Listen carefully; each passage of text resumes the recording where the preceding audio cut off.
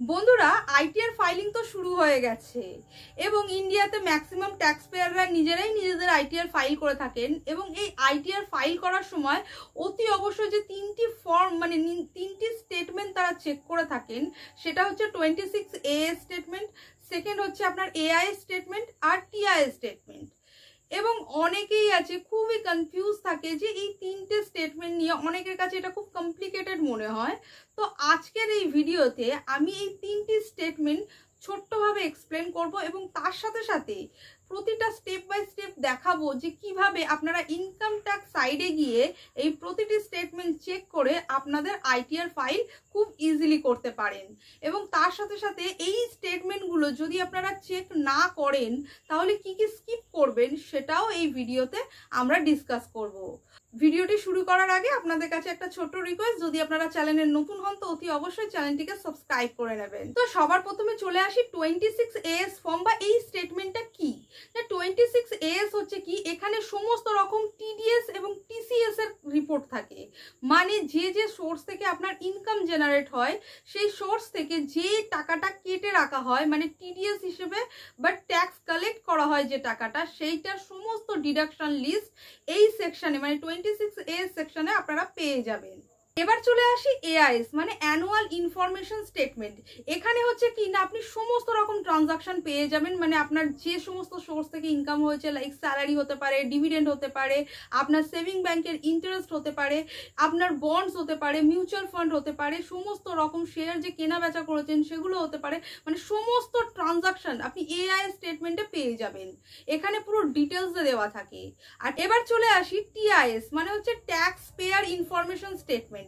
এটা হচ্ছে কি না, AIS এর সিম্পলিফাইড ফরম্যাট হচ্ছে TIS। মানে এখানে কি হয়, হেডগুলোকে সিম্পলিফাইড ভাবে সাজানো থাকে, মানে ডিভিডেন্ড ভাবে বা ব্যাংক ইন্টারেস্ট বলে এইভাবে সিম্পলিফাইড করা থাকে যাতে কি আপনার দেখতে সুবিধা হয় এবং এক্স্যাক্টলি সেই হেডে কতটা আপনার ট্রানজাকশন হয়েছে সেইটা সিম্পলিফাইড ফরম্যাটটা দেখানো হয় TIS স্টেটমেন্টে। চলুন বন্ধুরা, এই ছিল আপনার 26AS AIS statement and TIS statement. এবার আমরা দেখব যে আপনারা ইনকাম ট্যাক্স পোর্টালে কিভাবে এই স্টেটমেন্টগুলোকে ভিউ করতে পারবেন বা ডাউনলোড করতে পারবেন। প্রথমে incometax.gov.in এ চলে যাবেন, তারপর ইউজার আইডি এবং পাসওয়ার্ড দিয়ে নিজের ইনকাম ট্যাক্স পোর্টালটি খুলে নেবেন।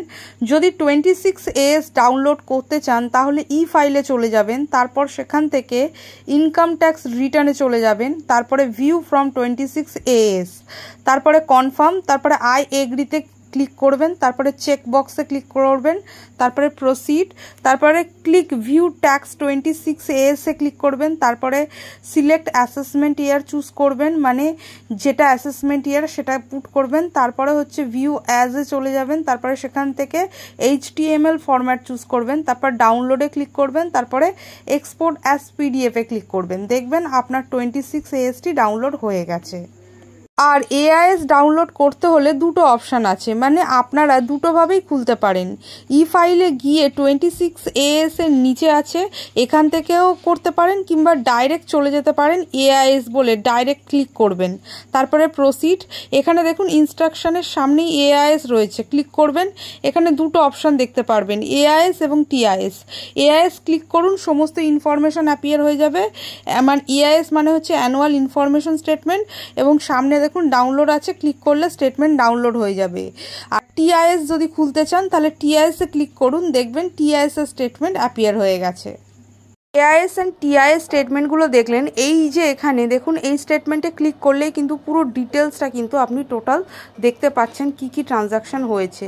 তো যখনই আপনারা আইটিআর ফাইল করবেন AIS স্টেটমেন্টটা অতি অবশ্যই কিন্তু আপনারা চেক করে তবে আপনাদের আইটিআর ফাইল করবেন, নইলে অনেক কিছু সোর্স অফ ইনকাম আপনাদের স্কিপ হয়ে যাবে।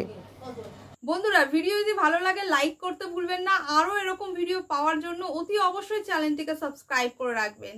Thank you for watching.